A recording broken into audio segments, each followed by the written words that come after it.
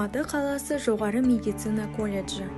Лабораториялық диагностика 18-17 топ студенттерінің Әбу Насыр Әл-Фараби атамыздың 1150 жылдығына арналған челленджі.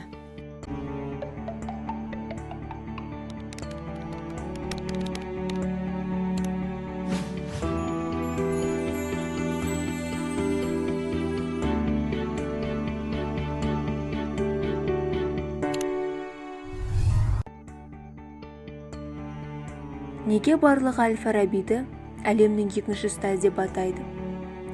Әл-Фараби бала кезінен өте зерек, білімге құмар болған. Сол құштарлығының арқасында ол 12-16 жас шамасында саяхатқа шығады. Сол замандағы әлемнің мәдени орталықтары Хорасанда, Дамаскіде, Алеппода, Мысырда ғылым мен өнердің мәдениеттің ортасы әйгілі Бағдат шаһарына келеді. Бұл қалада Әл-Фарабиді ерекше қуантқаны оны әлемге әйгілі кітапханасы еді. Алғашқы кезде Әл-Фараби өзін ақын, әнші, күйші ретінде жақсы танытады. Кездің әйгілі ғылымдармен кездесіп, олардан көп тіл үйренді. Тарихи деректер бойынша ол 70-ге жуық тіл білген. Есейе келе Әл-Фараби ежелгі грек ғалымдардың күрделі ғылыми зерттеулерін зерделей бастайды. Міне, осы кезден ол бірінші ұстаз атанған Аристотель, Платон сынды ежелгі ойшылдардың шығармаларымен танысады. Орта ғасырларда ежелгі Европа елдерінде рухани дағдарыс басталды.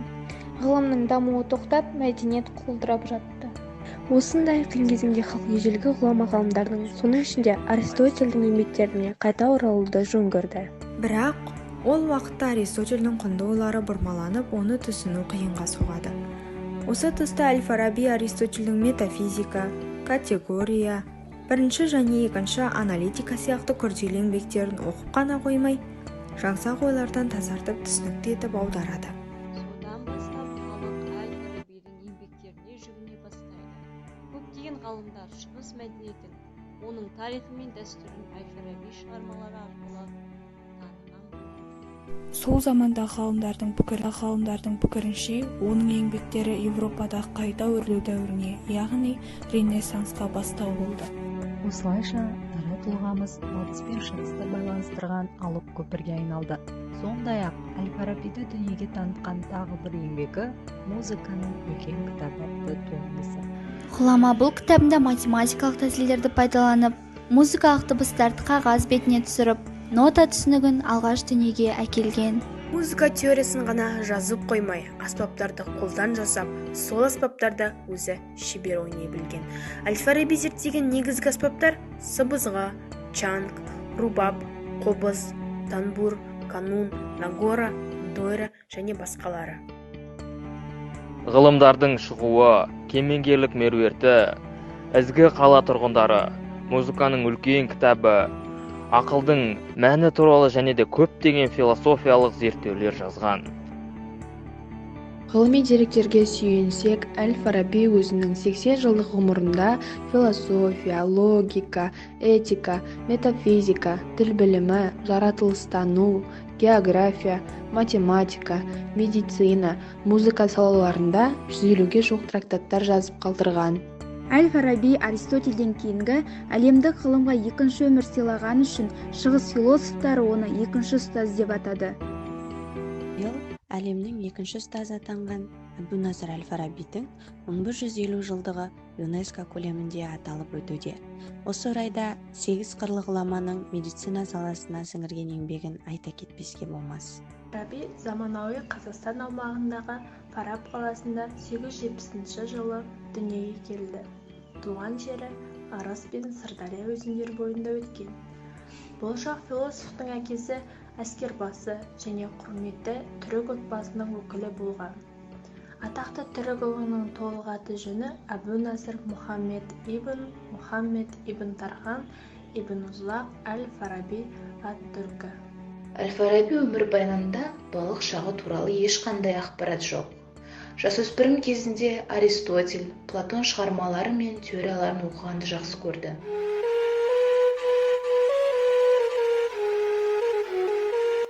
Армысыздар, бүгінде Аристотельден кейінгі екінші ұстаз Әбу Насыр Әл-Фарабидің 1150 жылдық мерейтойы атап өтілуде.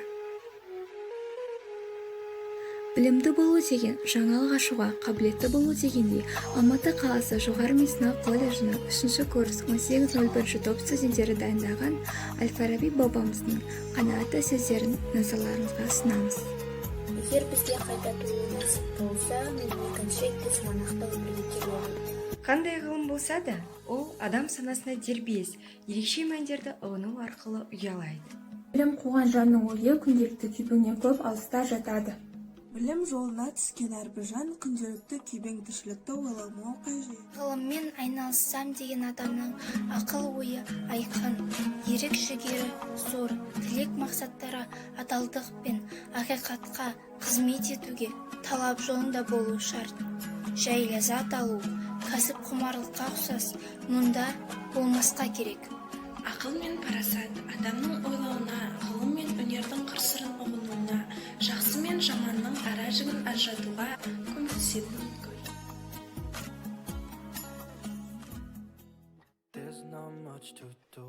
Қайырлы күн. Мен Қайылға Баян Самғатқызы. Алматы қаласындағы жоғарғы медициналық колледжінің 3-ші курс студентімін.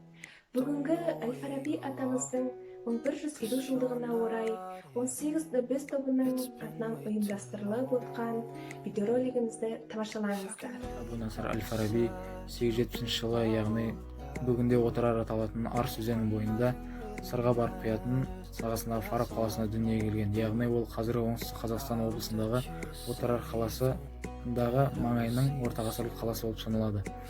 Әбу Насыр Әл-Фарабидің толық аты жөні Әбу Насыр Мұхаммед ибн Узлах ибн Тархан Әл-Фараби болып аталған. Әл-Фараби түрік тайпасының дәулетті отбасынан шыққаны белгілі, және де бұған дәлел бұл оның толық аты жөнінде Тархан деген атаудың бар болуы.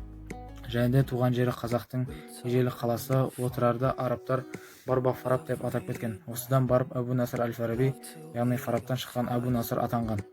Және де солтүстік өмір сүргендерін қалдырған жазбаларында қарағанда, отырар қаласы 9 ғасырда тарихи қатынастар мен сауда жолдарының торабындағы аса ірі мәдениет орталығы болған болып есептеледі. Әбу Насыр Әл-Фараби көрнекті ойшыл, өзінің замандастары арасындағы ең ірі ғалым, философ және де шығыс аристотизмнің ең ірі өкілі.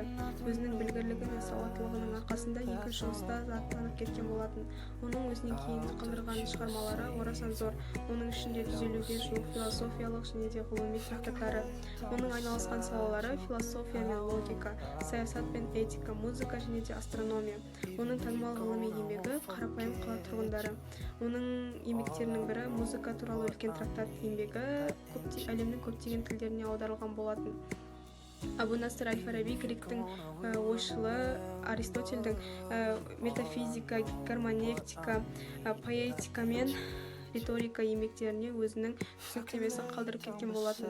Әбу Насыр Әл-Фараби түркі ойшылдарының ішіндегі ең атақтысы және де әлемнің екінші ұстазына айналған ғұлама ғалым. Әл-Фарабидің заманы сол кездегі ұлы жібек жолы бойындағы қалалардың, соның ішінде отырардың экономикасы мен мәдениеті дамыған заманмен тұспа-тұс келеді. Әл-Фараби 70-ге жуық тіл білген, және де физика, математика, логика, тіл білімі, жаратылыстану, медицина, музыка салаларында 150-ге тарта трактат қалдырған болатын. Әл-Фараби парсы, ирак, араби елдеріне сапар шегіп көптеген ғалымдармен танысып, сұхбаттасқан болатын.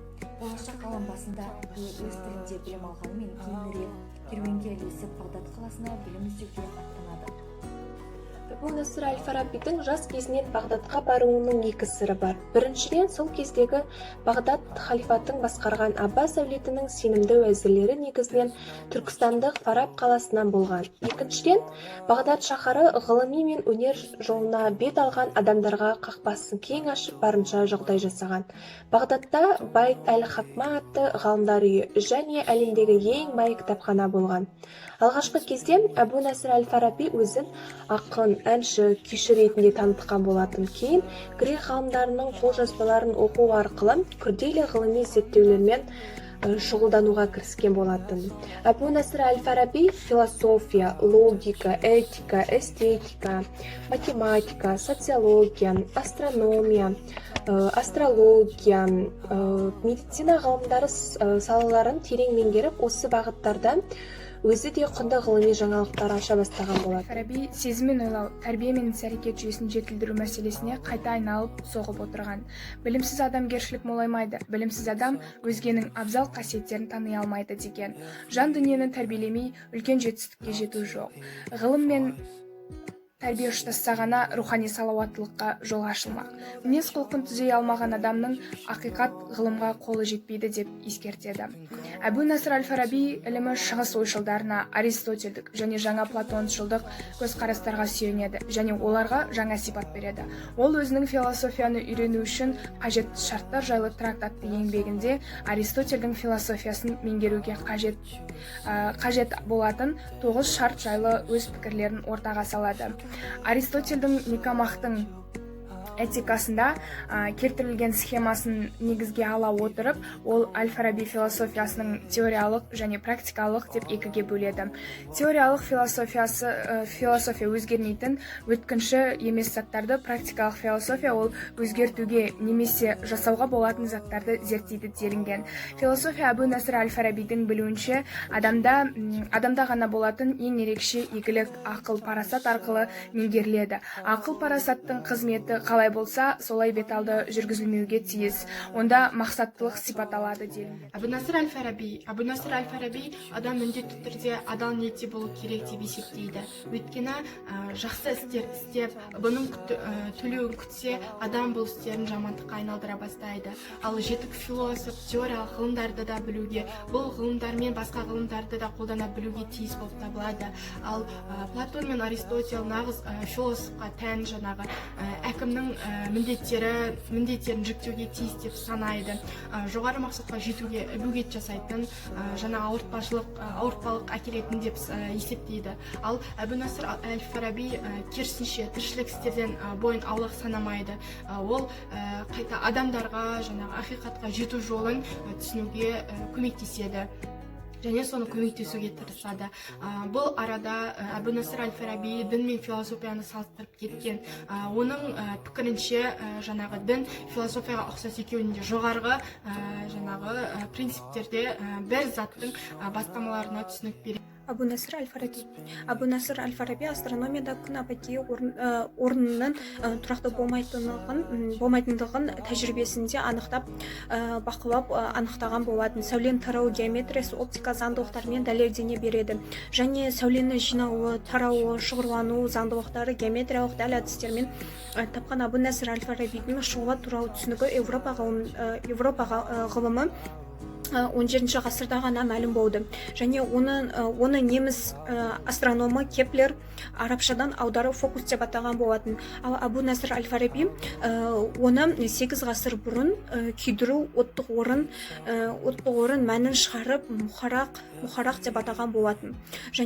Ол өз қолымен ой сайына парабола, яғни линза ойлап тапқан болатын. Және сол линзаны ғылымда тәжірибелерде өте көп пайдаланған болатын.